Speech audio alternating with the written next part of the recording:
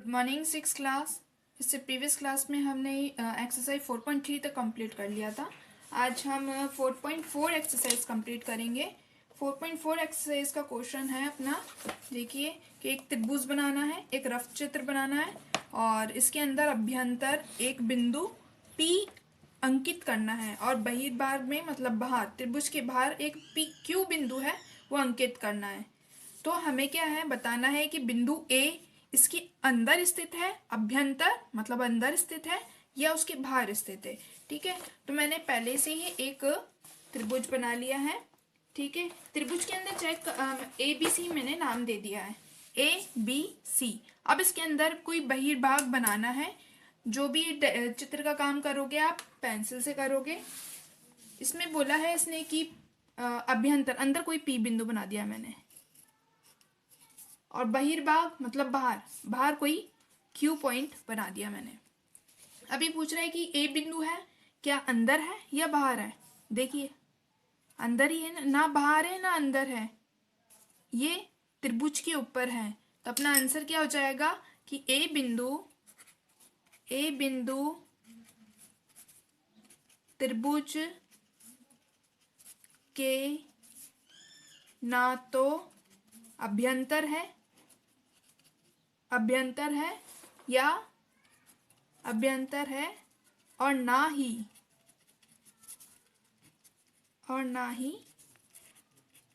बहिर्भाग में है। बस आपको इतना लिखना है क्योंकि वो बिंदु तो त्रिभुज के ऊपर है, ना बाहर है ना अंदर है। अंदर मतलब अभ्यंतर और बहिर्भाग मतलब बाहर। अब इसके बाद आपका सेकंड क्वेश्चन है, एक आपके चित्र दे रखा है, उसके अंदर आपको बताना है कि 3 त्रिभुज के नाम बताने हैं। इसके अंदर देखिए 3 त्रिभुज बन रहे हैं। एक तो पूरा बड़ा वाला, तो बड़ा वाला त्रिभुज हो जाएगा तो उसका नाम क्या लेंगे, त्रिभुज का साइन लगेगा पहले तो। ठीक है, त्रिभुज का साइन लगा के क्या लिखना है, एक तो ए बी सी बड़ा वाला त्रिभुज है ना, तो त्रिभुज ए बी सी कॉमा एक छोटा वाला त्रिभुज बन रहा है, देखिए ये वाला, तो इसका नाम क्या है, पहले त्रिभुज का साइन लगा देंगे। क्या है, A B D, A B D. अब एक और त्रिभुज और बन रहा है, देखिए ये वाला, जिसकी तीन भुजाओं से और 3 कोणों से बनता है ये वाला त्रिभुज। तो त्रिभुज का साइन लगाया, क्या है, ए डी सी या फिर ए सी डी। तो ये अपने कितने हो गए, 3 त्रिभुज हो गए, एक तो बड़ा वाला और ये दूसरा और ये एक तीसरा। अब इसके बाद है 7 कोणों के नाम बताने। देखिए ए बी सी, ये अपने कोण तो पहले तो 3 कोण तो ऐसे ही बन रहे हैं। तो कोण का साइन क्या लगाया जाता है, कोण बताने के लिए ऐसा साइन लगाया जाता है, त्रिभुज बताने के लिए ऐसा साइन लगाया जाता है। तो कोण ए, कोण बी, कोण सी, ये तो 3 कोण हो गए ए बी सी। अब इसके बाद देखिए और कोण भी बन रही है, ये वाला, तो इसे नाम क्या देंगे, कोण, जो कोण है डी है ना, तो ये बीच में आना चाहिए। तो किन भुजाओं से बन रहा है, देखिए ये कोण 2 भुजाओं से बन रहा है ना, ये कोण, ये वाला बीच वाला। अगर ये दोनों भुजाएं नहीं होती तो ये बनता ही नहीं। तो ये 2 भुजाओं से बन रहा है, तो इस भुजा का लास्ट पॉइंट क्या है, ए। तो ये ए से स्टार्ट हुआ, ए डी, जो कोण है वो बीच में आएगा, डी और बी। इस प्रकार से ये वाला कोण भी बन रहा है, देखिए ये भी बीच में डी है, यहाँ पर भी उपनिष्ठ बिंदु है। उपनिष्ठ मतलब जो इसमें भी है वो इसमें भी है, तो डी बिंदु। लेकिन यह स्टार्ट कहाँ से हुआ, कोण ए डी और ये भुजा ये रही इसका सी पॉइंट, सी। अब और कौन बन रहे हैं, देखिए ये वाला कौन भी बन रहा है, ये वाला। अब ये क्या है, ये ए का आ रहा है, लेकिन ये 2 भुजा, ये वाली भुजा और ये वाली भुजा से बन रहा है। तो ये स्टार्ट कहाँ से हुआ, बी से स्टार्ट हुआ, बी ए बी ए और लास्ट पॉइंट क्या है, डी। अब इस प्रकार से एक कोण और बन रहा है, देखिए ये वाला। तो किन भुजाओं से, एक ये एडी से और एसी से बन रहा है। जो बेनिस्ट है ये ए तो बीच में आ जाएगा, तो क्या लिखेंगे इसे, डी से स्टार्ट हुआ, ए और सी। तो कितने हो गए, 3 तो ये हो गए, 4 5 6 7। तो 7 कोणों के हमने नाम लिख लिए, इसमें 7 कोण ही बन रहे हैं। अब 6 रेखाखंडों के नाम लिखने हैं। तो त्रिभुज 3 भुजाओं से बनता है, ठीक है ना, 3 रेखाखंडों से बनता है। 1 2 3। तो इन तीनों के पहले तो मैं नाम लिख लेती हूँ। ए बी, ऊपर साइन ऐसा लगता है रेखाखंड में, बी सी और ए सी कॉमा। अब इसके बाद और भी इसमें रेखाखंड है। देखिए यहाँ से लेकर यहाँ तक बी डी हो गया, सी डी या फिर डी सी भी लिख सकते हैं आप, डी सी लिख लीजिए, कोई फर्क नहीं पड़ता है। अब इसके बाद ए डी भी है इसमें, तो क्या हो जाएगा ए डी। तो कितने हो गए ये? 6 हो गए, 6 रेखाखंड हो गए। अब इसी प्रकार से अपने को क्या लिखना है कि दो त्रिभुज के नाम, ये त्रिभुज मैंने बना दिया है साइन लिखने की बजाय, त्रिभुज के नाम जिसमें से बी उभयनिष्ठ हो, त्रिभुज के नाम लिखने जिसमें बी उभयनिष्ठ हो। अब देखिए ये वाला त्रिभुज, ये वाला, मेरी पेन की उसको देखना, एक तो ये वाला है, ये वाला त्रिभुज, ठीक है। और ये ए जो कोण की बात कर रहा, देखिए कोण का साइन है ना, तो ये बी कोण तो एक तो छोटे वाले में भी आ रहा, एक बड़े वाला त्रिभुज है ना उसके अंदर भी आ रहा। तो दोनों कौन से त्रिभुज हो गए? एक तो ये वाला कौन सा, ए बी डी हो गया, और दूसरा क्या हो गया, ए बी सी, पूरा बड़ा वाला ना ए बी सी, इसके अंदर भी तो बी कौन आ रहा है, और छोटे वाले अंदर भी क्या है, बी कौन आ रहा है। तो ये तो आपकी है 4.4 एक्सरसाइज है जो कि कंप्लीट हो गई है। अब इसके बाद आपकी है 4.5 एक्सरसाइज है। देखिए 4.5 एक्सरसाइज इसमें क्या है, आपकी चतुर्भुज है। चतुर्भुज क्या है, 4 रेखाखंडों से बनता है। 3 से तो क्या बना था, त्रिभुज बना था। अब 4 से क्या बनता है, चतुर्भुज। कैसे भी बना सकते हो आप इसे, 4 से होना चाहिए और सीधी रेखाएं होनी चाहिए। और देखिए इसको मैं ऐसे करके कैसे भी बना सकते हो आप, बस 4 रेखाखंड होने चाहिए। इसको ऐसे करके भी बना सकते हो आप, बस 4, 1 2 3 4 रेखाखंड होने चाहिए, ठीक है। कि देखिए मैंने पहले से एक चतुर्भुज बना रखा है पी क्यू आर एस। कौन सा चतुर्भुज है ये, पी क्यू आर एस। और आपका जो 4.5 एक्सरसाइज का जो फर्स्ट क्वेश्चन है उसमें भी उसने बोला है कि चतुर्भुज पी क्यू आर एस का रफ चित्र बनाइए। तो मैंने फर्स्ट क्वेश्चन को भी कराती जा रही हूँ और उसे एक्सप्लेन भी करती जा रही हूँ। तो सबसे पहले देखिए चतुर्भुज के अंदर क्या क्या होता है। 4 तो उसके रेखाखंड होते हैं, 4 भुजाएं भी बोलते हैं उसे, P Q R, R S और एस पी। अब इसकी सम्मुख भुजा, एक भुजा तो ये है और इसके सामने वाली कौन सी हो गई, ये। तो एस पी एक भुजा है और इसके सम्मुख वाली कौन सी है, वह क्यू आर। अब और भी भुजाएं जैसे कि क्यू आर है, सॉरी पी क्यू है और इसकी पी क्यू के सामने वाली कौन सी है, सम्मुख वो होती है जो इसके सामने हो, कौन सी हो जाएगी, एस आर। इसी प्रकार से अब आपको क्या है, सम्मुख कोण बता दिए जाए। सम्मुख कोण क्या होता है, जैसे कि ये कोण है, ये वाला कोण आर कोण है, ठीक है। तो इसके सामने वाला कोण कौन सा है, पी कोण हो जाएगा। इसी प्रकार से ये अपना एस कोण है, तो एस के सामने वाला कौन सा कोण हो गया, क्यू कोण। मतलब एस का सम्मुख कोण क्यू है या क्यू का सम्मुख कोण एस है, आर का सम्मुख कोण पी है या फिर पी का सम्मुख कोण आर है। ये मैं एक्सप्लेन कर रही हूँ, लेकिन सेकंड क्वेश्चन आपका होमवर्क है वो इसी प्रकार से, इसलिए आपको लिखना है, ठीक है। वैसे तो यही आंसर है, बस उसमें अंदर के एल एम एन है सिर्फ। अब आसन भुजाएं क्या है, एस पी के बाद कौन सी है, पी क्यू। जैसे ये एस पी तो अपनी एक भुजा है, ठीक है। तो इसका एस पी के आसन भुजा कौन सी हो जाएगी, पी क्यू, क्योंकि इसके बाद ये वाली आ रही है और ये उभयनिष्ठ बिंदु है, ये इस रेखाखंड में भी और इस रेखाखंड में भी है पी। तो ये क्या है, इसकी आसन भुजा हो जाएगी। और भी बहुत सारी हो सकती है, जैसे क्यू आर की आसन भुजा क्या हो जाएगी, एस आर। तो इसका उभयनिष्ठ बिंदु उसमें आ गया ना, इसलिए। और इसके बाद ये कंप्लीट हो गया, सम्मुख भुजाएं भी हो गया, ओके। अब इसके बाद है ये आपके आसन कोण। आसन कोण मतलब इसके बाद कौन सा है, जैसे एस अपना क्या है, कोण है, और इसका आसन कोण क्या हो जाएगा, कोण पी। और पी का आसन कोण क्या हो जाएगा, क्यू, ठीक है। और क्यू का आसन कोण क्या हो जाएगा, आर। और क्यू का आर का आर के बाद क्या आ रहा है, एस आ रहा है, तो आर कोण का आसन कोण अपना कोण एस हो जाएगा। ठीक है, अब इसके अंदर फर्स्ट क्वेश्चन क्या है अपना, फर्स्ट क्वेश्चन है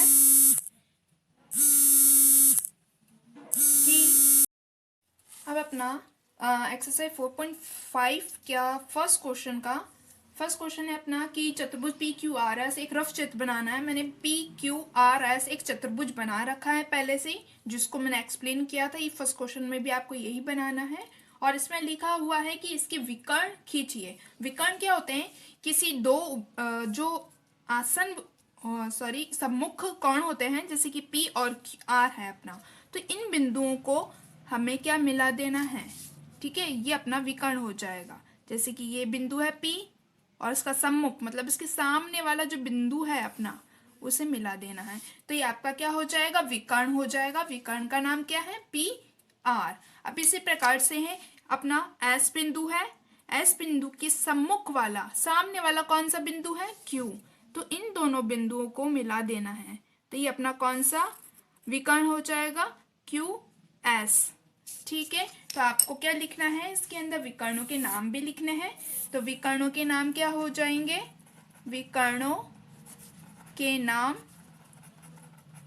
तो विकर्णों के नाम क्या हो जाएगा, एक तो हो जाएगा पी आर, ठीक है, और दूसरा क्या हो जाएगा, क्यू एस। अब इसके बाद उसने पूछा है कि प्रतिच्छेदित बिंदु, ये प्रतिच्छेदित बिंदु, ये अपना जो भी दो विकर्ण मिले हैं, कटे हैं, एक बिंदु पे कटे हैं, तो ये क्या हो जाएगा, प्रतिच्छेदित बिंदु हो जाएगा। अब इस बिंदु के बारे में इसने बोला है कि क्या विकर्णों का प्रतिच्छेदित बिंदु चतुर्भुज के अंदर ही है, अभ्यंतर है, तो क्या हो जाएगा, हाँ।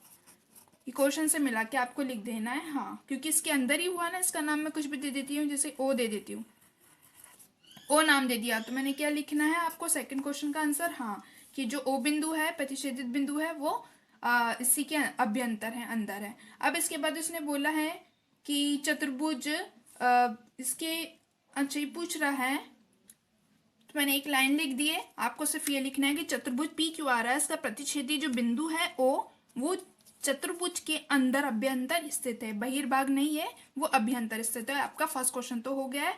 इसी प्रकार से आपकी जो 4.5 एक्सरसाइज कंप्लीट हो गई है। अब इसके बाद आपकी 4.6 एक्सरसाइज आती है, जो कि व्रत पर डिपेंड करती है, मतलब व्रत से रिलेटेड है। व्रत जो कि एक प्रकार से बनाया जाता है, ठीक है। अब इसके अंदर मैं आपको एक्सप्लेन कर देती हूँ। जैसे कि ये व्रत बनाया हुआ है, इसे व्रत बोला जाता है।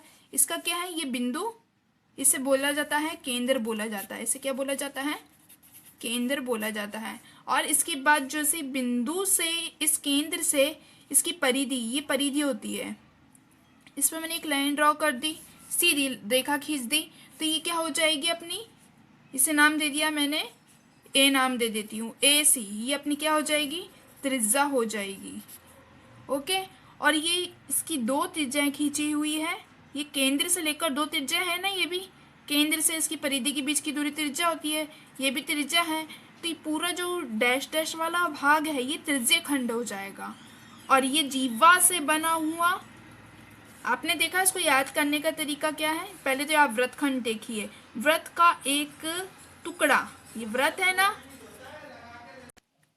मैं आपको 4.6 का थर्ड नंबर का क्वेश्चन करा देती हूँ, इससे आपको व्रत के बारे में क्या क्या इसके पार्ट होते हैं वो क्लियर हो जाएगा।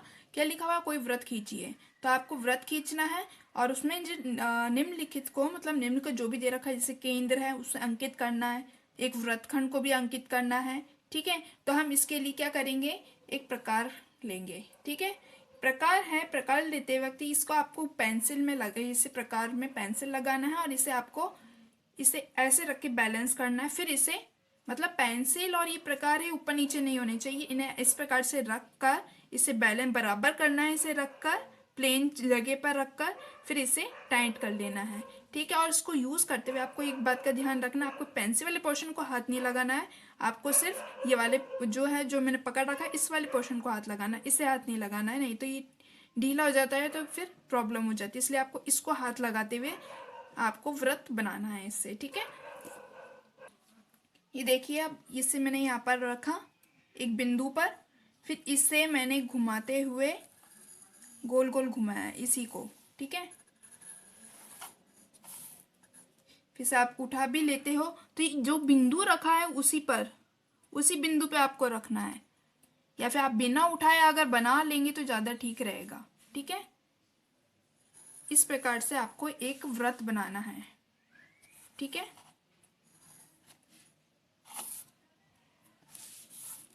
बस ये ध्यान रखना, आपको जो बिंदु आप छोड़ रहे हो उसी बिंदु पे रखना है, नहीं तो ये वृत्त आपका है गलत हो जाएगा, ठीक है। उसी बिंदु पे रखते हुए आपको ये पूरा वृत्त बनाना है। अब यह अपना वृत्त तो बन गया है। अब इसके बाद अब यह है बिंदु, ये अपना केंद्र है, केंद्र को नाम दे देते हैं ओ, ठीक है। तो केंद्र क्या हो जाएगा अपना ओ, लिख दीजिए यहाँ पर। अब इसके बाद एक त्रिज्या, यहाँ पर एक वृत्तखंड की बात कर रहा था, एक वृत्तखंड बना देते हैं पहले। तो वृत्त, ये पूरा वृत्त है, उसका एक खंड, तो कोई सी भी एक जीवा से बनता है। ये जीवा कहीं पर भी आई कराए ना आप, जीवा खींच दीजिए, ये जीवा होती है, ठीक है। इसे मैं नाम दे देती हूँ ए बी, ठीक है। यहाँ ये वृत्त का टुकड़ा है ये वाला, तो ये क्या हो जाएगा आपका वृत्त खंड, ओके। तो यहाँ पर क्या है ए बी आपका वृत्त खंड है। अब इसके बाद आपको इस प्रकार से ऊपर साइन भी लगा सकते हैं, इसका मतलब वृत्त खंड एक चाप है एक तरह से। अब क्या है, इसके बाद आपको क्या करना है, त्रिज्या खींचनी है। तो त्रिज्या केंद्र से खींची जाती है इसकी परिधि पर, ये पूरी आपकी परिधि होती है, परिधि पर खींचनी है। तो ये केंद्र से आपको इधर मिला देना है, ये केंद्र से इसकी परिधि पर। अब इसको नाम दे दीजिए कुछ भी, ओ, ये पी नाम दे दिया मैंने। तो त्रिज्या कौन सी होगी, ओ पी, ठीक है। ओ पी अपनी क्या हो जाएगी, अपनी त्रिज्या हो जाएगी। और इसके अभ्यंतर में एक बिंदु खींचना है, कोई सा भी बिंदु। तो कोई सा भी बिंदु इसके अंदर, वृत्त के अंदर, तो ओ भी हो सकता है, ओ ले लीजिए, या फिर कोई सा भी बिंदु। अगर अपन आर ले लेते हैं तो अभ्यंतर तो अपना आर भी है, ठीक है। आर एक बिंदु ले लिया। अब एक व्यास खींचना है। व्यास क्या होता है, जो केंद्र से होकर गुजरता है, केंद्र से होकर गुजरता है और उसके सिरे इसकी परिधि पे होते हैं, ठीक है। तो मैं इसका एक व्यास खींच देती हूँ, केंद्र से होकर गुजरना चाहिए, ध्यान रखना। तो इसको मैं नाम दे देती हूँ, ये अपना ए बिंदु है, ध्यान रखना ये है, कुछ भी नाम दे सकते हैं अपन इसे, क्यू टी, क्यू टी नाम दे दिया मैंने, क्यू टी। ध्यान रखना है एक बात का, ये क्यू है और ये टी पूरा क्या है, ये अपना व्यास है। क्या हो जाएगा, ये अपना व्यास है और ये एक जीवा भी है, ध्यान रखना। ये वृत्त की सबसे बड़ी जीवा, जीवा क्या होती है, कोई सा भी यहाँ पर एक लाइन ड्रॉ कर दी, ये जीवा, ये जीवा। अब ये केंद्र से होके जा रही है, वृत्त की सबसे बड़ी जीवा है, ठीक है। जो व्यास है वो जीवा भी हो सकती है, लेकिन जीवा है वो व्यास नहीं हो सकती, ठीक है। अब इसके बाद आया वो त्रिज्यक खंड, त्रिज्या। देखिए त्रिज्यक खंड ये वाला त्रिज्या से बना हुआ, ये त्रिज्या होती है अपनी। तो इस त्रिज्या से बना हुआ जो भी है ये अपना क्या हो जाएगा, त्रिज्य खंड। तो ये त्रिज्याओं से बना हुआ भाग है वो पूरा त्रिज्य खंड है, और जीवा से बना हुआ पूरा क्या है, वृत्त का एक वृत्त खंड है, ठीक है। अब इसके बाद इससे नाम क्या लिखेंगे, पी ओ ए, पी ओ ए त्रिज्य खंड। और इसके बाद एक चाप खींचना है, एक चाप, ये एक चाप, ये भी तो एक चाप है, ये वाला पोर्शन, ये पूरा जो खींचा हुआ ये एक चाप है। तो इसे नाम दे दीजिए पी क्यू, ऊपर एक चाप बनाना है आपको, ये चाप का ये साइन होता है, ठीक है। तो पी क्यू एक अपना चाप है। अब ये एक और रह गया है, इसके बहिर्भाग में एक बिंदु, बहिर्भाग कोई सा भी एक बिंदु ले लीजिए, ठीक है।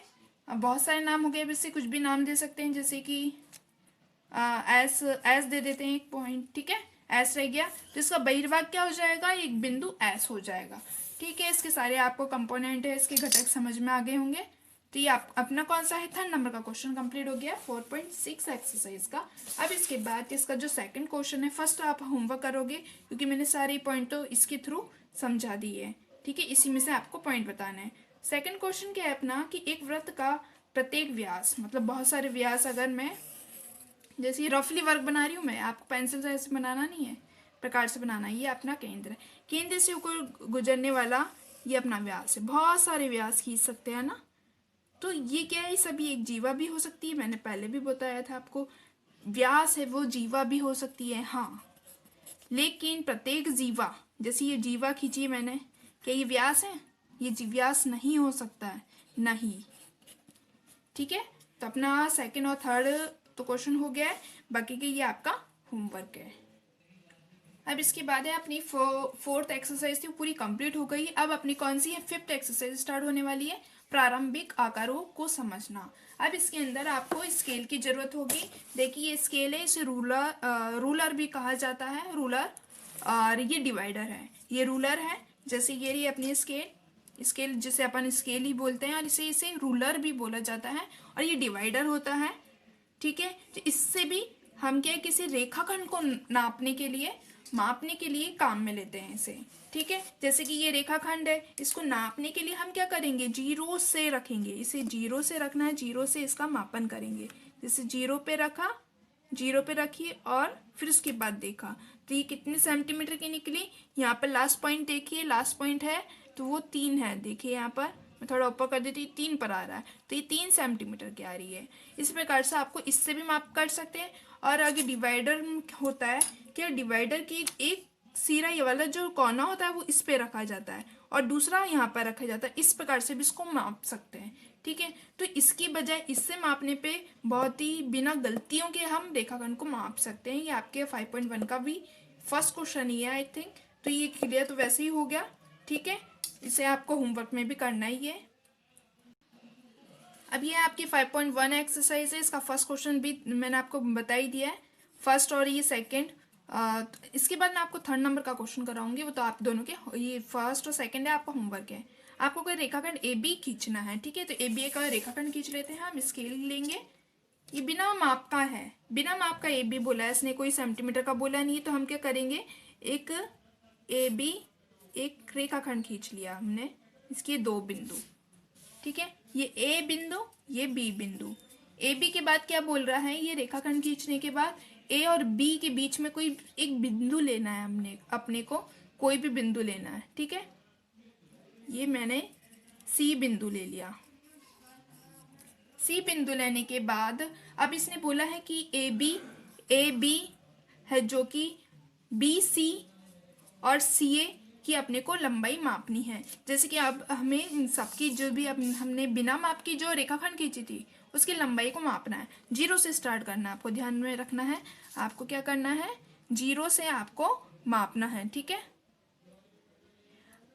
अब इसको है मैंने जीरो पे रखा, जीरो से फिर इसे BC को मापा मैंने, तो ये पूरा मेरे आ रहा है, मैं इसे 3 पे ले लेती हूँ। ठीक है, तो ये 3 पर आया है। ठीक है, तो ये मेरा क्या आया है, पूरी यहाँ से लेकर यहाँ तक मेरे क्या आया, 3 सेंटीमीटर, 3 सेंटीमीटर हो गया। अब ये इसके बाद का मैंने अगर से मापती हूँ तो देखिए क्या आता है, जीरो से यहाँ तक ये भी 3 सेंटीमीटर आता है, ये भी क्या है 3 सेंटीमीटर की है। अब इसके बाद मैं अगर पूरी को नापती हूँ ए बी को, तो ये क्या इतना आ रहा है 6 सेंटीमीटर। तो ये पूरी यहाँ से लेकर यहाँ तक कितनी है, 6 सेंटीमीटर की रेखाखंड। तो अपना सिर्फ ए बी ये है, और ये मैंने एरो लगा के बताना चाह रही हूँ कि ए बी कहाँ से यहाँ से लेकर यहाँ तक कितनी है, 6 सेंटीमीटर, और ये 3 है और ये 3 है। अब क्वेश्चन में है कि क्या A B equal to, A B कितना है अपना 6 सेंटीमीटर है, और ए सी कितना है 3 सेंटीमीटर है, और अपना कौन सा बी सी या सी ए, सॉरी सी बी कितना है 3 सेंटीमीटर है। तो ये क्वेश्चन में देखिए ए बी बराबर, अगर दोनों को मैं जोड़ लूँ, ए सी प्लस सी बी कितना है, ये भी 3 है ये भी 3 है, तो कितना आ गया 6 सेंटीमीटर आ गया ए बी और बी सी। और ए बी भी अपना 6 सेंटीमीटर है और दोनों को योग किया वो भी 6 सेंटीमीटर। मतलब क्या हुआ कि ए बी इक्वल टू कितना हो गया, ए बी इक्वल टू क्या हो गया, ए सी प्लस सी बी होगा। ठीक है, तो ये अपना सिद्ध हो गया। ठीक है, ये अपना आंसर हो गया। ये अपना थर्ड नंबर का क्वेश्चन तो कंप्लीट हो चुका है। अब इसके बाद अपना फोर्थ नंबर का क्वेश्चन है, एक रेखाखंड पर के ए बी सी इस प्रकार से है कि A B 5 centimetre, B C 3 centimetre और ए सी 8 सेंटीमीटर है। इनमें से कौन सा बिंदु है जो अन्य बिंदु दोनों के बीच में स्थित है, ये अपने को बताना है। सबसे पहले तो हम क्या करेंगे, ए बी रेखाखंड खींच लेते हैं। कितने का, 5 सेंटीमीटर का। सही खींचना है, 0 से स्टार्ट करना है स्केल पर, रूलर पर। ठीक है, देखिए मैंने 0 से एक बिंदु से डॉट लगाया, एक बिंदु लगाया, फिर उससे मैंने कितना किया है, ए बी अपने को 5 सेंटीमीटर खींचनी, तो इसके ऊपर 5 लिखा हुआ है। ठीक है, 5 के ऊपर आप यहाँ तक 5 तक आपको लाइन खींचनी है, बड़ी वाली लाइन तक। ठीक है, तो ये अपनी क्या हो जाएगी, ये तो अपनी, और इसे नामांकित करना है ए, और ये दूसरा बिंदु क्या हो जाएगा अपना, कितना हो जाएगा, बी। तो यहाँ से लेकर यहाँ तक कितनी है, ये 5 सेंटीमीटर। 5 सेंटीमीटर के बाद बोल रहा है बी सी, मतलब ये बी से स्टार्ट हो रही है और आगे कोई सी पॉइंट होगा, तो वो बी और सी कितना है, 3 सेंटीमीटर है। तो मैं 3 सेंटीमीटर तक इसे खींच लेती हूँ। ठीक है, ये 0 से लेकर पूरा ये आगे मैंने खींच लिया 3 तक। मैंने इसे खींचा 3 तक खींच लिया। ठीक है, तो ये अपना, ये हो गया अपना सी बिंदु हो गया अपना, ये अपना क्या हो गया, सी बिंदु हो गया है अपना। और ये कितना है, यहाँ से लेकर यहाँ तक कितना है, ये 3 सेंटीमीटर है। ठीक है, अब इसके बाद बोल रहा है कि ए सी 8 सेंटीमीटर है। 8 सेंटीमीटर तो होगा ही। ए और सी को देखिए, आप नाप के भी देखिए, तो यहाँ पर कितना आ रहा है, 8 सेंटीमीटर आ रहा है। अब देखिए यहाँ पर, जब अपना ए बी 5 सेंटीमीटर है और बी सी बराबर 3 सेंटीमीटर है, तो पूरा इसको अगर योग करोगे तो 8 सेंटीमीटर ही होगा ना। ये 5 और ये 3, 5 और 3 कितना होता है अपना, 8 ही होता है। तो अपनी क्या हो जाएगी, ये ए सी अपनी 8 सेंटीमीटर होगी। अब ये क्वेश्चन कर रहा है कि इसके अंदर कि कौन सा बिंदु है अन्य दोनों बिंदुओं के बीच में, दो बिंदुओं के बीच में कौन सा बिंदु आ रहा है अपना, मध्य कौन स्थित है। तो अपना आंसर क्या हो जाएगा, बी। तो क्या हो जाएगा, बी है ए व सी बिंदु के मध्य स्थित है, के मध्य स्थित है। अभी तो अपना है 4th नंबर का क्वेश्चन कंप्लीट हो गया है। इसके बाद अपना 5th नंबर का आपका होमवर्क क्वेश्चन है। 6 नंबर का क्वेश्चन आपका देखिए क्या लिखा हुआ है 6 नंबर के क्वेश्चन में। बी रेखाखंड ए सी का मध्य बिंदु है। तो सबसे पहले हम क्या करेंगे, ए सी एक रेखाखंड खींच लेते हैं, रेखाखंड ये ना ऊपर, तो रेखाखंड खींचते हैं एक। ठीक है, ये 6 नंबर का क्वेश्चन है आपका। पेंसिल से आपको काम करना है, इसने कोई माप नहीं बोली है, तो हम क्या करेंगे, बिना माप का कुछ भी एक रेखाखंड हम खींच लेते हैं। ठीक है, एक रेखाखंड मैंने खींच लिया, जैसे कि एक रेखाखंड खींच लेती हूँ मैं। तो क्या नाम दिया है इसे, ए सी। अब इसके बाद ए सी के मध्य बिंदु में क्या बोल रहा है, ये इसके मध्य बिंदु में, इसकी एकदम मध्य बिंदु में क्या है, बी बिंदु लेना है। ठीक है, बी बिंदु लेने के बाद ये बोल रहा है कि सी रेखा है जो रेखाखंड बी डी, जैसे कि मैं मान लेती हूँ ये मैंने 2 सेंटीमीटर का खींचा है। ठीक है, और ये भी 2 सेंटीमीटर का है, ये पूरा 4 है, और उसने बोला था मध्य बिंदु, ये पूरा यहाँ से लेकर यहाँ तक 4 सेंटीमीटर का है, और मध्य बिंदु बोला था मतलब यहाँ पे भी 2 होना चाहिए, यहाँ पे भी 2 होना चाहिए, तो मैंने बी मध्य बिंदु में ले लिया।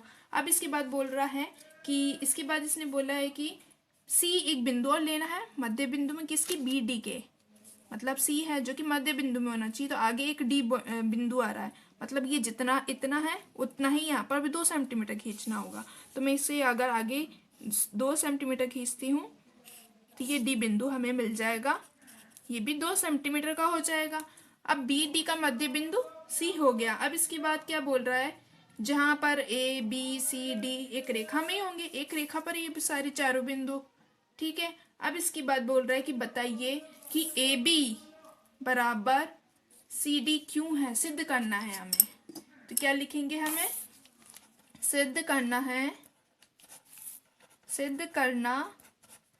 है कि क्या लिखना है, ए बी बराबर सी डी। ठीक है, तो अब यहाँ पर हम सिद्ध कर देते हैं। देखिए, अब देखिए ए सी का मध्य बिंदु बी है, मतलब ये बराबर है, ये बराबर है, इसका मतलब ए बी बराबर बी सी है, क्योंकि जो बी बिंदु क्या है, ये ए बी के मध्य स्थित है, मतलब ये 2 सेंटीमीटर है तो ये भी 2 सेंटीमीटर है, मतलब दोनों बराबर है। ठीक है, वह अब ये बोल रहा है कि ये बी डी का मध्य बिंदु क्या है, सी, मतलब ये 2 सेंटीमीटर तो ये भी 2 सेंटीमीटर, ये मैंने माना है। ठीक है, और क्या बोला है इसने, बी सी बराबर सी डी है। क्यों, क्योंकि अब आप लिख सकते हो क्योंकि बी ए सी का मध्य बिंदु है, ए सी का मध्य बिंदु है, वह सी बी डी का मध्य बिंदु है। अब देखिए यहाँ पर ए बी बराबर बी सी है और बी सी सी डी के भी बराबर है, तो हम क्या लिख सकते हैं, इससे हम क्या लिख सकते हैं, इम्प्लाइज इससे क्या लिख सकते हैं हम कि ए बी बराबर सी डी है। ठीक है, तो ये अपना सिद्ध हो गया, एच पी हैंस प्रूव्ड, सिद्ध हो गया, इति सिद्धम। हमें यही सिद्ध करना था कि ए बी बराबर सी डी है। तो देखिए ये वाला ए बी है वो बी सी के भी बराबर है, और जो बी सी ये वाला जो बी सी है वो बराबर सी डी भी तो है। ठीक है, तो क्या बोल सकते हैं हम, ए बी बराबर सी डी। अब देखिए यहाँ पर ये 2 सेंटीमीटर आ ही रहा है ना, ये भी 2 सेंटीमीटर है ही है ना, तो ये क्या हो जाएंगे, दोनों बराबर हो जाएंगे। तो अपना ये 6 नंबर का भी क्वेश्चन कंप्लीट हो चुका है। अब इसके बाद है 7 नंबर का क्वेश्चन, आपका होमवर्क है, बहुत ही प्रैक्टिकली है। इसमें आपको 7 नंबर के क्वेश्चन क्या करना है, 5 त्रिभुज बनाने हैं, 5 त्रिभुज खींचने हैं और उनकी क्या है प्रैक्टिकल करके देखना है, उनकी क्या है भुजाओं को माप के देखना, बिना माप का पहले आप त्रिभुज बना लेना, फिर उसकी भुजाओं को माप के देखना कि उसकी जो 2 भुजाओं का योग होगा तीसरे के बराबर कैसे क्या आ रहा है। ठीक है, तो ये तो आपका होमवर्क हो जाएगा। अब इसके बाद हम नेक्स्ट क्लास में पढ़ेंगे। अपनी 5.1 एक्सरसाइज तो कंप्लीट हो गई है।